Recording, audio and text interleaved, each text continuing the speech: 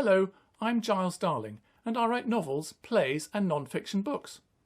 In this video I show an example of how to create dozens of story ideas from a what-if moment. This follows the process outlined in my How to Create Story Ideas videos, which I include a link to below. In this video, my what-if moment was prompted by an episode of a TV show called Weird or What, hosted by William Shatner from 2010 to 2012 and recently repeated on television here in the UK. The TV show investigated mysteries with William Shatner saying "Weird or what" to the camera. This particular episode focused on people who had lost fingers in unfortunate accidents, but then the fingers grew back. The show explained how salamanders and some types of frog can regrow damaged or missing body parts and even internal organs, all because of their genes. The show revealed that humans also have these genes, but these genes are switched off in almost all of us.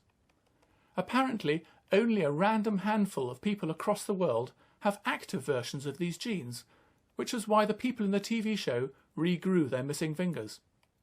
So I asked myself, what if these genes could be switched on in the rest of us? What if we could all regrow body parts or internal organs, just like a salamander? Weird or what, as William Shatner would say. This idea isn't new. It's part of many films or movies, such as Deadpool and Deadpool 2 from 2016 and 2018, both starring Ryan Reynolds. But that doesn't stop it being the inspiration for a wide variety of other story ideas. Can you think of other films, other movies or novels that use this idea? If so, please feel free to mention them in this video's comments. The first step to create story ideas from a what-if moment is to ask some open-ended questions and to come up with some initial answers and maybe some follow-on questions. So let's get started. Question 1. Which body parts or internal organs are regrown? This could be almost anything, internal or external, major to minor and large through to small, such as arms and legs, fingers and toes, heart, a liver and kidneys, or your eyes, your ears, your nose, your face, and maybe even your brain. Question 2. Who needs to regrow body parts or internal organs?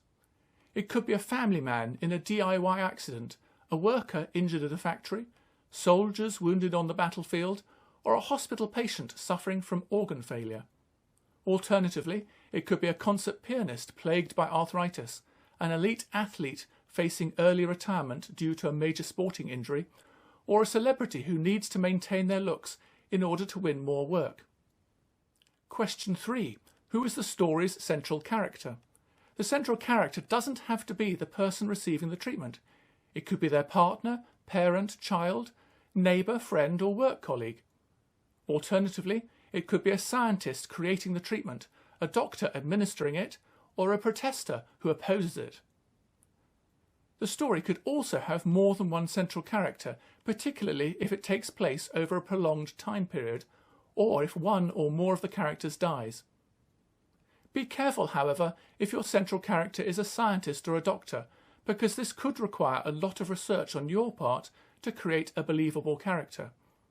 What's your timescale to write your story? Do you have sufficient time to carry out all this research? If not, consider making your central character someone else. If your story must be set in the science laboratory, maybe your central character could be a less qualified assistant. Thank you for watching this video. Please feel free to use any of these story ideas for your own novels, plays, screenplays or TV scripts.